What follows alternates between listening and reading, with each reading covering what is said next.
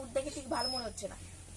বলছিলাম মা, কি হয়েছে বল, তোর আবার কি হয়েছে বল, কি বলছিলাম আমাদের স্কুল থেকে না প্লিস্টারিতে ঘুরতে নিয়ে যাবে বলছিলাম, তাই তোমাকে জিজ্ঞেস করতে নিয়ে আসি। কি ঘুরতে নিয়ে যাবে? কত টাকা করে ফিস ঘুরতে যে যাবি তোরা? 600 টাকার মতো হবে, এর চেয়ে বেশি হয় না। কি 600 টাকা? কোনো ধারণা আছে 600 টাকা 3 চিকেন এসে যাবে? কোনো ফিলিস্টারি বিরিটি যাওয়ার দরকার নেই, চিকেন দিয়ে ভাত খেয়ে ঘরে ফিলিস্টারি এনজয় করবি। 3 কেজি মাংস আনলে কি হবে? ওই ফিলিস্টারের মতো তো এনজয় হবে না।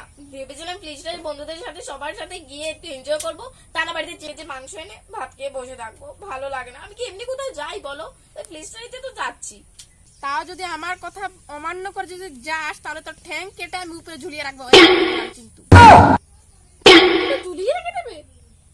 কি যে ফিলিস্টারি যাতে আমরা কখনো গিয়েছি ফিলিস্টারি?